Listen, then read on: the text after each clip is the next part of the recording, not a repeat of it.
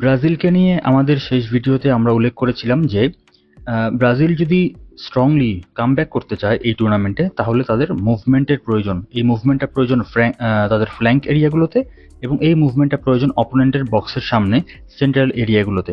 Flank এরিয়াতে মুভমেন্টের প্রয়োজন হবে তাদের উইঙ্গারদেরকে ড্রিবল করার অপশন দেওয়ার জন্য বা সুযোগ দেওয়ার জন্য। আর সেন্ট্রাল এরিয়াতে মুভমেন্টের প্রয়োজন হবে কম্বিনেশনের মাধ্যমে অপোনেন্টের ডিফেন্সিভ ব্লকটাকে ভাঙার জন্য, যেই জিনিসটা তারা তাদের প্রথম ম্যাচে খুব একটা করতে পারেনি। তো প্যারাগুয়ের সাথে এই ম্যাচটাতে ব্রাজিল আসলে কি করেছে সেটাই আমরা দেখার চেষ্টা করব। শুরু থেকে যদি আমরা দেখি, ব্রাজিল কিন্তু এই ম্যাচেও আসলে ফ্ল্যাঙ্ক এরিয়াতে তাদের উইঙ্গারদেরকে কোনো সাপোর্ট দিতে পারছিল না। আপনি যদি দেখেন 4-3-3 ফরমেশনে যখন তারা খেলছে, তখন তাদের রাইট ব্যাক কিংবা লেফট ব্যাক তারা কিন্তু আসলে উইথ প্রোভাইড করছে না, বরং রাইট উইঙ্গার এবং লেফট উইঙ্গার তারাই আসলে উইথ প্রোভাইড করছে। অন্যদিকে রাইট ব্যাক এবং লেফট ব্যাক তারা কিন্তু বেশ নিচেই থেকে যাচ্ছিল, এবং তারা অনেকটা ইনভার্টেড ফুলব্যাক হিসেবেই খেলছিল। ফলশ্রুতিতে বল যখন উইঙ্গারের কাছে যাচ্ছে, ধরেন এই ক্ষেত্রে ভিনিসিয়াস জুনিয়রের কাছে বল গিয়েছে, সেখানে তার কিন্তু কোনো সাপোর্টিং অপশন নেই, যেহেতু লেফট ব্যাক তার কাছাকাছি কোনো সাপোর্টিং মুভমেন্ট করেনি। সো দেখা যাচ্ছে ভিনিসিয়াস জুনিয়র অপোনেন্টের সাথে তিনি কিন্তু 2 ভার্সেস 1 সিচুয়েশনে পড়ে গিয়েছেন। তার কিন্তু এখানে ড্রিবল করে বিট করার সুযোগটা কিছুটা হলেও কমে যাচ্ছে, এবং আলটিমেটলি কোনো অপশন না পেয়ে একসময় তাকে ব্যাকপাস খেলতে হয়েছে। এবং শুধু তাই না, এখান থেকে যখন বলটা রদ্রিগো পেয়েছে, তখন তার আশপাশে থাকা যে প্লেয়ারগুলো রয়েছে ব্রাজিলের, তারা কেউ কিন্তু আসলে মুভমেন্ট করছে না। সেন্ট্রাল এরিয়াতে তারা যদি মুভমেন্ট করতো, তাহলে রদ্রিগোর জন্য পাসিং অপশনসগুলো ওপেন হয়ে যেত।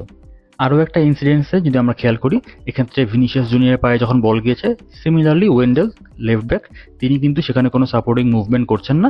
সো ভিনিসিয়াস জুনিয়র অপোনেন্টের দুজন প্লেয়ারের দ্বারা অ্যাকচুয়ালি সেখানে 2 ভার্সেস 1 সিচুয়েশনের সম্মুখীন হয়েছেন, যেখান থেকে তিনি আবারও ড্রিবল করতে কিন্তু ব্যর্থ হয়েছিলেন, যদিও লাকিলি বলটা তার পায়েই পড়েছিল আবারও। এক্ষেত্রে ওয়েন্ডেল যদি মুভমেন্ট করতেন, তাহলে ভিনিসিয়াস জুনিয়রের জন্য কিন্তু ড্রিবল করার একটা অপশন বেড়ে যেত। এবং এরপরে যখন ভিনিসিয়াস জুনিয়র বলটা আবার পেলেন, তারপরে সেন্ট্রাল এরিয়াতে কোনো প্লেয়ারের কিন্তু কোনো মুভমেন্ট নেই, যতক্ষণ না পর্যন্ত তিনি কিন্তু অপোনেন্টকে বিট করে বের হয়ে গিয়েছিলেন। এবারে যদি আমরা খেয়াল করি যে গোলটা হলো, অ্যাকচুয়ালি ব্রাজিল যে গোলটা প্রথমে করলো ভিনিসিয়াস জুনিয়র, সেই গোলটা সূত্রপাত হয়েছিল কিভাবে? সেই গোলটা সূত্রপাত হয়েছিল যখন লেফট ব্যাক ওয়েন্ডেল তিনি যখন আসলে এই সময়টাতে উপরের দিকে উঠে এসেছিলেন, মুভমেন্ট করেছিলেন। ইনভার্টেড হিসাবেই তিনি উঠে এসেছিলেন, ভিতর দিকে মুভমেন্ট করেছিলেন, কিন্তু উপরের দিকে তিনি উঠে এসেছিলেন।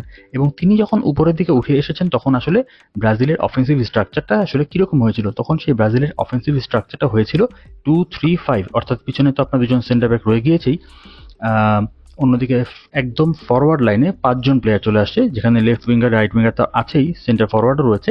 সেখানে তাদের সাথে যুক্ত হয়েছে লেফট ব্যাক এবং একজন সেন্টার মিডফিল্ডার। সো এই left back, centre midfielder, centre forward, সাথে লেফট উইঙ্গার রাইট উইঙ্গার নিয়ে ফরওয়ার্ড লাইনে তখন হয়ে গিয়েছে 5 জন প্লেয়ার।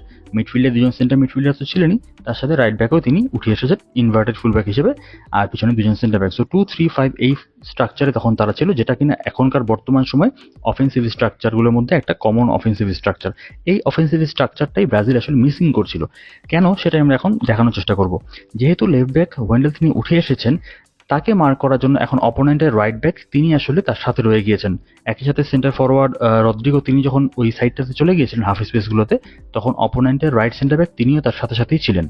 সো এই সিচুয়েশনটাতে এখন যদি আপনি খেয়াল করে দেখেন, ভিনিসিয়াস জুনিয়রের জন্য কিন্তু ড্রিবল করা পসিবল, ড্রিবল করে ভিতরে ইনসাইডে আসা পসিবল। এবং তিনি যখন রদ্রিগোকে পাস করেছেন, তখন সেন্টার ব্যাক, যেটা বলছিলাম, তিনি কিন্তু রদ্রিগোকে টাইটলি মার্ক করছিলেন, যাতে করে রদ্রিগো টার্ন করতে না পারেন। এবং সেক্ষেত্রে সেন্টার ব্যাক যে জায়গাটা ছেড়ে দিয়ে এসেছিলেন, সেই জায়গা দিয়েই কিন্তু আলটিমেটলি ভিনিসিয়াস জুনিয়র রানটা করেছিলেন, থার্ড ম্যান রানিংটা করেছিলেন।